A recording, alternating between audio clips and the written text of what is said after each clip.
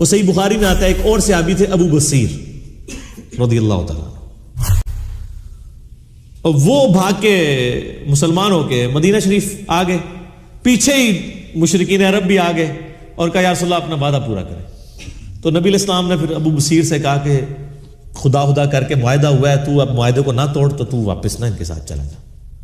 تو نبی علیہ السلام نے ان کو واپس بھیج دیا. اب راستے میں کیا ہوا کہ وہ 2 بندے تھے، یہ اکیلا تھا، اور ان بندوں میں سے صحیح بخاری میں آتا ہے ایک بندے کے پاس بڑی خوبصورت سی تلوار تھی.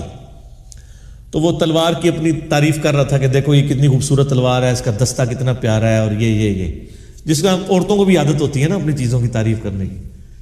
تو وہ ابو بصیر نے نا اس کی کمزوری سمجھ لی. تو اب وہ گپ شپ شروع ہوگی، ظاہر واپس جا رہے تھے، فرینڈلی ماحول تھا. انہوں نے کہا یہ تلوار ذرا مجھے دکھاؤ نا، میں بھی اسے دیکھوں. وہ تلوار پکڑی، اس کو قتل کیا گھوڑا لے کے. تو نبی علیہ السلام کے پاس آ گئے.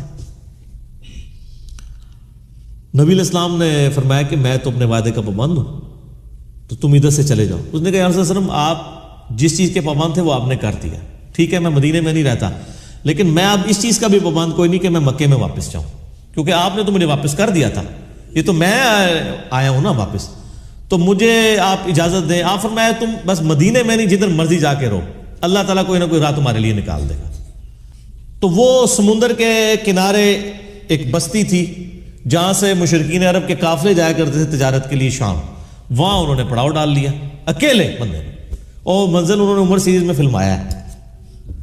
اچھا، اب وہاں سے جتنے بھی مسلمان ہو کے آتے تھے نا ان کو پتا چل گیا، تو وہ بجائے مدینہ شریف جانے کے وہاں پڑاؤ ڈال لیتے تھے.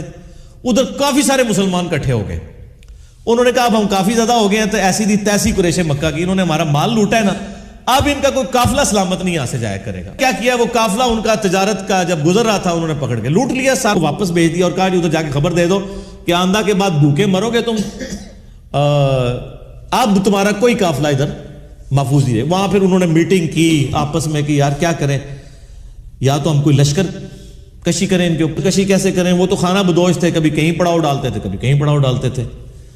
تو الٹیمیٹلی یہی ڈیسائیڈ ہوا، سہیل ابن عمر کو بلایا گیا کہ تو بڑا سیاڑا پڑھتا سے نا، تو مہربانی کر جا کے نبی علیہ السلام کو ریکویسٹ کر کے یہ شرط ختم کر دیں، اور جو لوگ مسلمان ہو رہے ہیں نا اللہ کا واسطہ جو انہوں اپنے کول ہی رکھو، ساڈے تو جان چھڑاؤ، کم از کم آپ کے پاس رہیں گے، کم از کم ہمارے قافلے تو نہیں لوٹیں گے نا، کسی چیز کے پابند تو ہوں گے. پھر وہ واپس آئے اور انہوں نے آ کے، اور نبی علیہ السلام کی شرافت تھی، آپ نے قبول کر لی. آپ فرمایا چلو ٹھیک ہے. پھر ان کی یہ جان چھوٹی. وہ صحابی جو تھے ابو بصیر، حضرت عمار ابن یاسر کو نبی علیہ السلام نے بھیجا کہ جا کے ان کو پیغام دو. تو وہ حالت نزع میں تھے اس وقت، یعنی وہ بیمار ہو گئے وہ عرب میں. تو بہرحال وہ نزع کے عالم میں تھے. عمار ابن یاسر آئے، انہوں نے خوشخبری دی، ان کی قبر پھر وہیں پہ بنی ہے.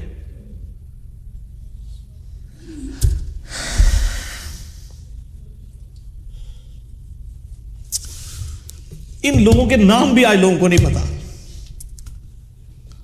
کہ جن لوگوں نے اسلام کے لیے شروع میں کیا قربانیاں کی ہیں.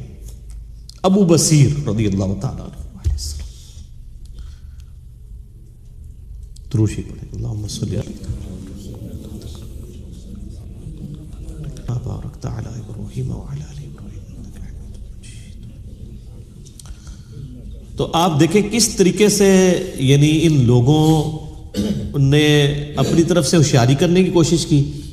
اچھا، جب یہ سب کچھ ہوا پھر حضرت عمر آئے حضرت ابو بکر کے پاس اور کہا کہ آپ نے سچ کہا تھا، یہ اللہ کے رسول ہے صلی اللہ علیہ وسلم.